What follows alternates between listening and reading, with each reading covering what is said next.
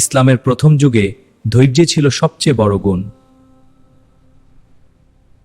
মানুষ কষ্টের মুখোমুখি হলেও বিশ্বাসে অটল থাকত। হ্যাঁ, ঠিক বলেছ। অভাবের মধ্যেও দয়া কখনো ভুলে যেত না। জ্ঞান অর্জন করা প্রত্যেক মুসলিমের উপর ফরজ। সহানুভূতি মানুষের হৃদয়কে আলোকিত করে। আলোয় ঝলমলানো মসজিদ, দরজায় কুরআন রাখা, মসজিদ হয়ে উঠল শিক্ষার এবং বিশ্বাসের কেন্দ্র। প্রার্থনায় ধৈর্য হৃদয় ও মন শক্তিশালী করত। অন্যকে সাহায্য করা ছিল মহৎ কাজ। হ্যাঁ চাচা। আল্লাহ তোমার মঙ্গল করুন। কত কেজি?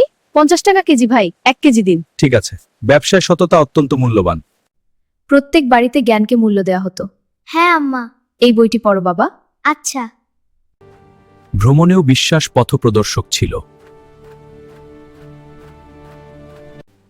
ঐক্য ও সহযোগিতা মজবুত সমাজ গড়ে তোলে। দান হৃদয়কে শুদ্ধ করে এবং আত্মাকে উন্নত করে। জীবন ছিল কঠিন, তবুও বিশ্বাস সূর্যের মতো জ্বলে উঠত। পরামর্শ ও শিক্ষা ধৈর্যের উপহার। যৌবনেরাও শিখত সম্মান ও দয়া। আর দয়া আমাদের ভালো করে, এটা শিখে আমরা ভালো হব। কুরআন অন্ধকারে আলো। অন্যকে সাহায্য করা সত্যিকারের বিশ্বাসের প্রতিফলন। হ্যাঁ, তুমি ঠিক বলেছ। এটা আমাদের কর্তব্য।